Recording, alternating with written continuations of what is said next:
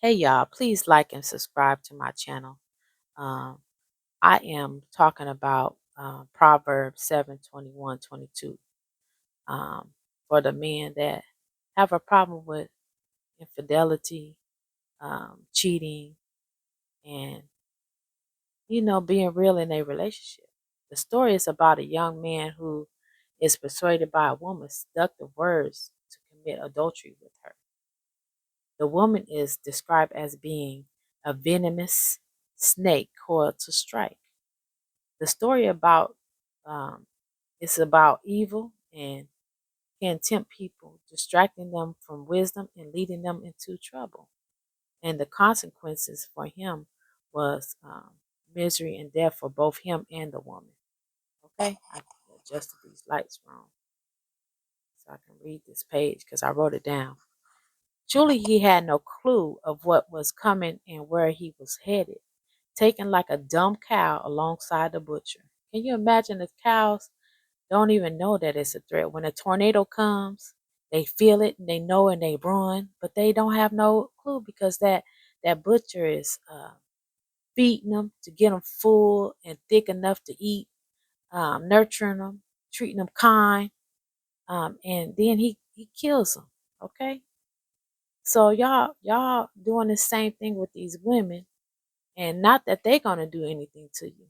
It's because you don't know the path that they're taking you on and what it's going to do to your income, what it's going to do to your home with your kids if you don't have no kids, just the relationship that you have built. Because you married a woman and that woman has, or you think had, the same attributes as the woman that you are trying to commit adultery with now. Okay? But this woman has made it to you marrying her. So it's something special about this woman, but you can't see it. Have you asked yourself why? Is it because she's not getting dressed for you? Because you're not um, thinking that she cares and she's too comfortable? Is it that you put her on a budget and saying that she's spending too much, so she has to chill out? So she's trying to wear her natural look and she's not looking like the weave or having all the nails and stuff like she used to? Okay? Is it because she's the same person and you tired of it because it's not flashy or new anymore? Some people love new, and new is a disease for some people. Is it something that you can talk about and fix it with her and tell her, "Hey, baby, I'm gonna put this dress on the bed, and one time this week, you put it on for me?" And you can't be in the bathroom with Angela, like Tony Gaskins say, Angela, and expect that you're gonna have this same um, fierceness of wanting her, and like you're gonna shoot it out. So a lot of men consider their sexual desires and being full to their feelings and an intimacy, but it's not. But this is how you are wired to think. So don't be in the bathroom with Angela and messing up that vibe that you got for your woman. Okay? Half of you, if you realize no matter how shiny and new an object or person is, they will end up undesirable by you if you don't fix your spirit feature. That means you're closest to God. You're ungrateful for what He has given you, and you're greedy because He has blessed you and graced you with a lot of good things, and you're looking past it and you think that you need more and more and more. When everything you got from God, and it's enough. You're full enough. You just got to be grateful for what you have and love yours. Everyone in your relationship, woman, mom, sisters, every woman in your relationships, um, anyone involved in your movement, before you do anything outside of your relationships to these people, you should ask permission because they know what's best for you. And if you don't, you being selfish, you not caring what type of movement you making, that will affect them. Okay, and you need to ask them, can you have a new relationship? And if you can't, it's because you're not being truthful. Anything that will affect your relationship with any of your people that you love should be approved and should be asked if it's okay to do if you really care about people. You have to have balance, okay? You have to be on the journey with your partner together. And the only one thing or you should care about is what God thinks and what the person God gave you thinks. When you have that thought and believe in that thought truly, you will see divine fruitfulness, power, love, grace, favor, all of the above. Are you still in love? When you feel betrayed, so if that person makes you feel like they disrespected you or they don't love you, will you still be in love? Do you really mean it? Because a lot of people are trying to make the other person feel some type of way or control that person instead of feeling and controlling yourself. Make sure that you stay solid no matter what they do. Even if you have to end the relationship eventually, as long as you stay solid until you say, I don't, then that's all that matters. Okay? Is that person still the person of your dreams? And if not, are you still in love with that person? Because sometimes you're going to feel like that person ain't the person of your dreams. And will you hear this message today and be good with it and really value your relationship and take initiative? And then tomorrow, you will get involved with the things that leads you astray from your relationship. This has to be a constant thing for you, your relationship. Come with your 100% so you will never have time to give another person you are not involved with or in love with 5 to 10%. If you're giving all your all, you can't give a little bit to nothing else. Give your all, people, to God and whomever he gave you. Okay? Keep your promises. When you have a disagreement, stay in the house. Share what your weaknesses are, your insecurities are, your inner securities, the things that make you secure. It's work. But he says faith without work is dead. And that's for real, y'all. Love properly. Love is in the Bible over 300 times. Learn each other's love language.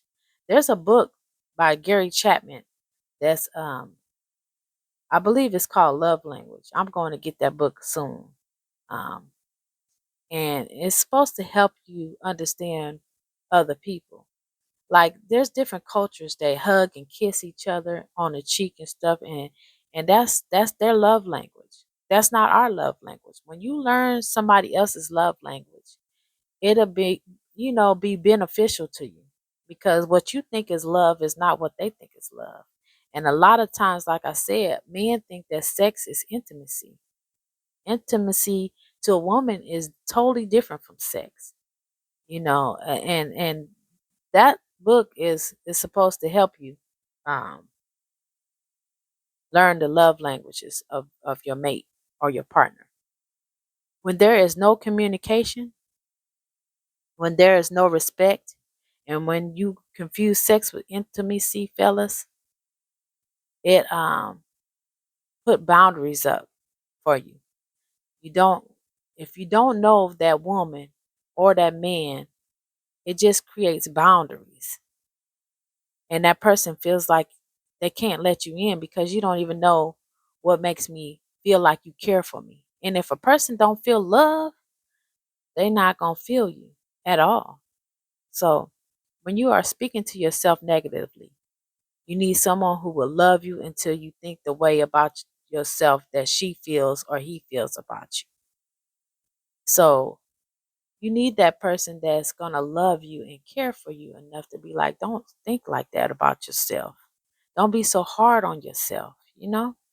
But if you are not present in your relationship, giving 100% love, honor, and respect to your mate, you may have to deal with those battles alone. And we're not trying to do that. We're trying to love our person, um, so they will love us and repair us when we can't repair ourselves. Because, in relationship, every time somebody is weak, somebody is tough. Most of the time, you ain't gonna get too weak together. So it's very important to have that person that you have poured into to pour back into you. It's like we sharing, we won. So if my cup is half full, I'm gonna give you some. I don't care if it's 10% full. I'm gonna give you 5%. But that person has to feel like you're gonna do the same thing or they're not gonna do it. And that's all about trust. So I'm gonna say this: be great to people. Put out what you want back.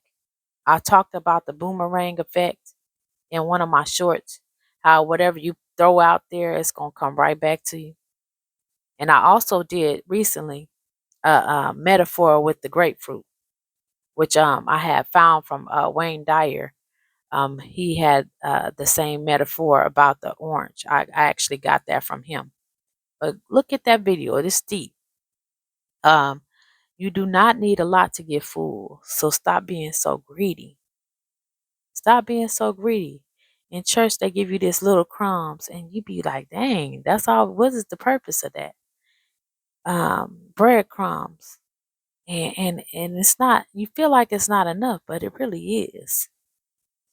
They give you a little sip of this wine just to let you know that God will make it plenty, plentiful for you, and just to make sure you know that everything you have or get from Him, you're supposed to share with your loved ones. So yeah, you can have that whole cracker or all the crackers in the pack, but you're not giving it to nobody else. So you're being selfish. Everything you have in life, if you truly love people, you're going to give them access to it. Your mind, your thoughts, and that's the real meaning of love, is giving them your mind, your thoughts, sharing with them so you don't make the mistakes, and if they see you going off course, they can help you. Okay? So when they hate you, um, this is a saying that I seen on Keon Henderson's um, channel, and I was finna say it wrong because I was reading it at the wrong spot. But it says he said that somebody told him, when they love you, don't be excited. When they hate you, don't be discouraged, because at any moment both opinions can change. That's deep, ain't it? I thought that was deep, and it's so true in life. Stop worrying about who likes you. Stop worrying about who hates you. And be more fearful about what God feels. Because God can make them hate you or make them love you. And he has control over everything in life. And I was listening to something that Cardi B said. She said, I don't know why God picked me. I didn't even like the song that went viral. He just did. And y'all mad at me because I was picked. That is so powerful. Stop worrying about what everybody else think about you and worry about what God thinks and what the person that God brought you thinks. Because God brought you these good people to take care of them and be happy and grateful that you have them and live like that. And when you live like that, that you grateful and you honor and you really believe that God did this for you, He is going to bless you so great that you ain't going to even understand why you have gotten so much great things, how you overcame everything. He's going to bless you so well that you're going to feel like, wow, God is showing out. I'm telling y'all, my life is like that right now. And it might not be big for y'all. Y'all might not look in the background and say, oh, she living regular, but I really ain't. And I'm at a place in my life that I am so peaceful and so happy. And I want this for you too. So please, y'all like and subscribe and share. And if I have anything on this message that you like, please record it and share it to somebody. And I hope God helps you like He helps me. And I hope you are faithful, because this is where it starts. Faithful to God like I am. And you will see the difference. It's gonna feel like, oh wow, I don't know if I should have all faith in Him, or you just don't know to have faith in Him. This is the answer. Have faith with Him. And then also have love for people. Like really truly love for people. If you can't love them, don't be around them. You want to pour out nothing but love and honor and respect for people. Whatever you giving is you're gonna get. And like I said, love is in the Bible 300 times or more. You might have to count them, but I believe it's 300 times, somebody said. And that tells you a lot. That love is the answer. God is the answer. And whatever your God is, because everybody's God is not the same to them, but He is the same to everybody. And He is a higher power. We all know that. So y'all tap into y'all spirit feature. I love y'all. I respect y'all. And please like and subscribe. All right. Y'all have a good day.